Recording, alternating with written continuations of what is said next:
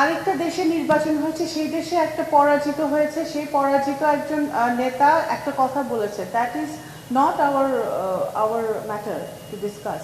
এখন যদি ভারত সরকার যদি এখন বাংলাদেশকে হাতির হত্যার ব্যাপারে কিছু বলে, অবশ্যই অলরেডি তো আমরা এটা নিয়ে কাজ চলছে, কাজ এগিয়েছে, আমাদের এগিয়েছে, এবং আমরা এটা নিয়ে খুবই সিরিয়াসলি হোম মিনিস্ট্রি, স্বরাষ্ট্র মন্ত্রণালয় এবং পররাষ্ট্র মন্ত্রণালয় এটা নিয়ে কাজ করছে। হাতি হত্যার বিচার আমরা চাই, এবং এই যাদেরকে যারা ধরা পড়েছে ভারতে তাদেরকে ফেরত এনে এখানে বিচার বাস্তবায়ন করতে হবে, দ্রুত করতে হবে, সেই বিষয়ে কিন্তু আমরা সচেষ্ট আছি। এখন আরেকজন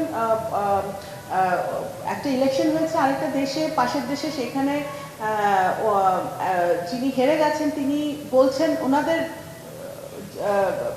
সরকারকে উদ্দেশ্য করে, সেটা নিয়ে এখানে আমার বাংলাদেশে আমার কমেন্ট করা উচিত হবে বলে আমি মনে করি না।